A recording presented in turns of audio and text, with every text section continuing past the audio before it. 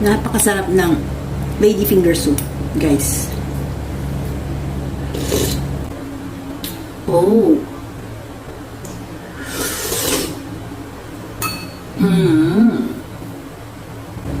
Oh. Aloha! To start with, we have here meatballs, different kinds. Ayan, Chinese meatballs as always. And then we have here ladyfinger. Of course, in Tagalog is okra na matindi. Before we cook this ingredients, we have to wash them thoroughly. And then we have to slice a little bit of bacon.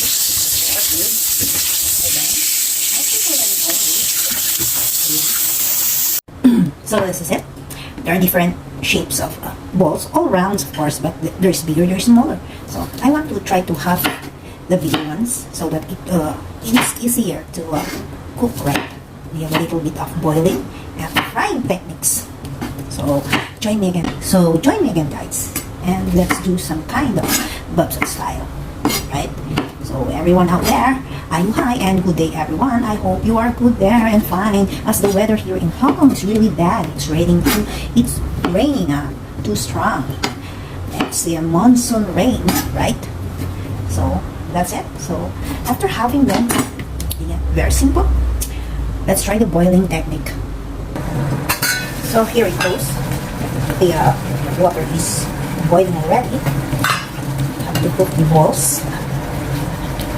Put the meatballs here, one by one. This is just a minute boiling, no? Because the water boiled too high. Ano ba? Yung nag-boil na siya na matagal-tagal pa. So the water boiled. Boiling, we put the meatballs, the stuffed balls here, and then cover it.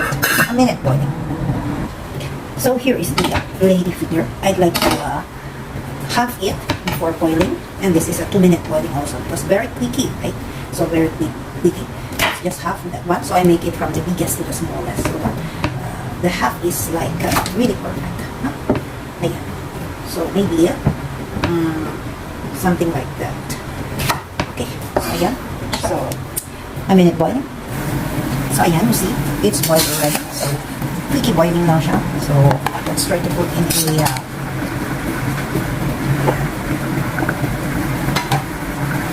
okay. So, remove natin. So, remove from the water. Boiling, no? Para hindi masyadong malalaki ng gusto.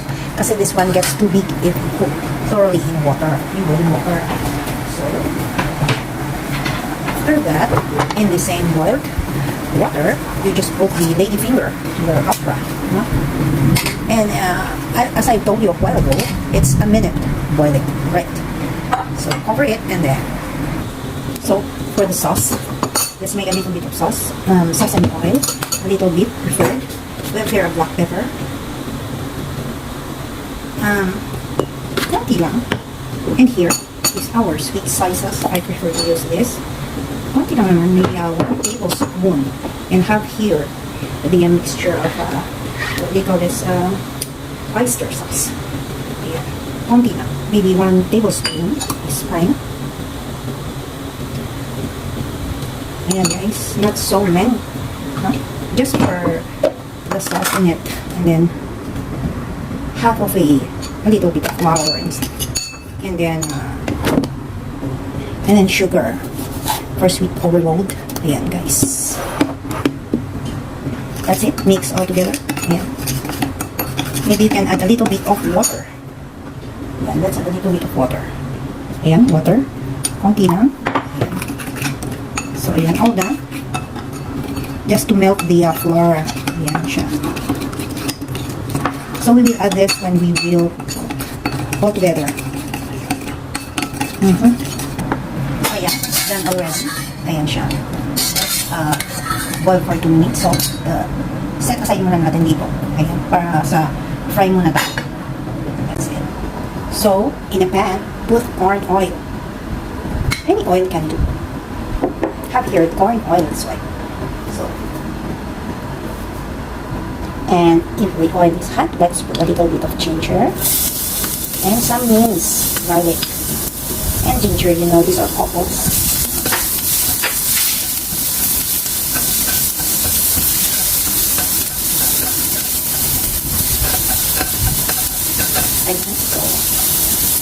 in a low fire. You can put already the boiled thing, you know, here.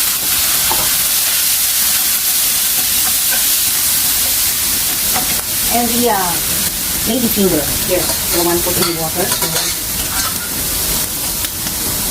Here it is, from the boiling water.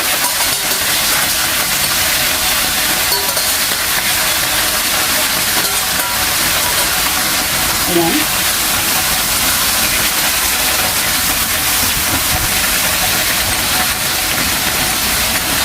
And while cooking in a low fire, you can put the salt in it.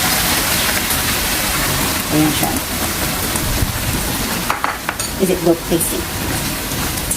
So while we are doing this, ayan, tell me which country you're watching that I may have you back. You know, loves that will have you back in return. Thank you very much again for watching. So as you can see, the mixture already add with the ingredients. So from the water of the boiled thing, the one we boiled the water, we can add a little bit.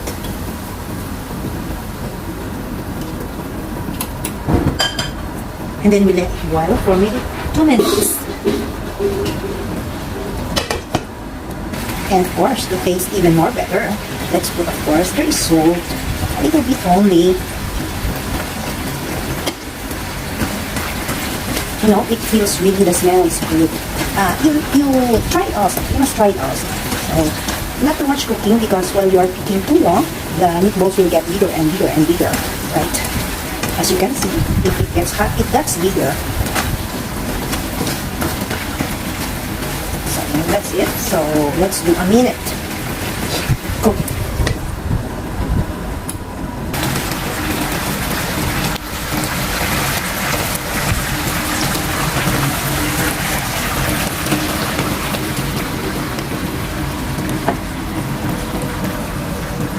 That's it.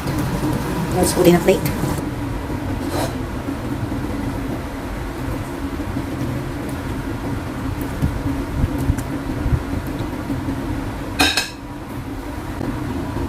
And this is my menu, Ladyfinger with meatballs. You must try it also. Ayan. Ayan siya. So, try to taste. So, let's try to taste this idea.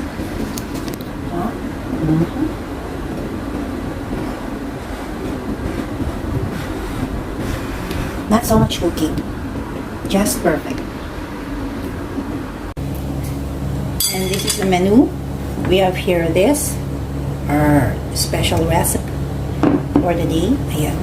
Medyo ano kasi nagluto ako ng fried rice ko. And this is the ladyfinger soup. Now, yung when we boil together. And I have here a little bit of simple fried rice with egg. And onions. Of course, I did not show it because very quickly lang ang ating cooking. And thank you, Lord, for this blessing, Lord. Bless this food as I eat that will nourish in my body, Lord. Thank you, Lord. In Jesus' name I pray. Amen. So, let's just try to taste it if it's really, really good the way we present or the way we cook this idea of cooking. No? Ayan. So, tender. This is sweet ball and meatballs. It's tender, tasty. The sauce go together, taste even better. So ayan.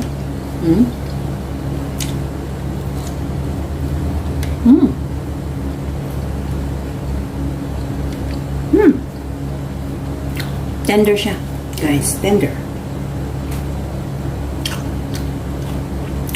Of course, hindi natin kainin yung ulo niya. No? As you can see, ladyfinger is just exactly perfect looking. So, when you bite it, really you can taste the aroma of it and the sauce in it. So, guys, try it also the way I cook. Para may iba naman ang cooking natin technique sa ating ladyfinger okra. With this thing, you can do it optional. It can be chicken, meat, or whatever. Depends, as long as you have the sauce. It's the technique sauce to make your recipe awesome in taste. No? So, that's it for today. Thanks again for watching. See you again in my next vlog. It's me, Bubsat, saying thank you and aloha. Bye-bye. Keep safe, everyone.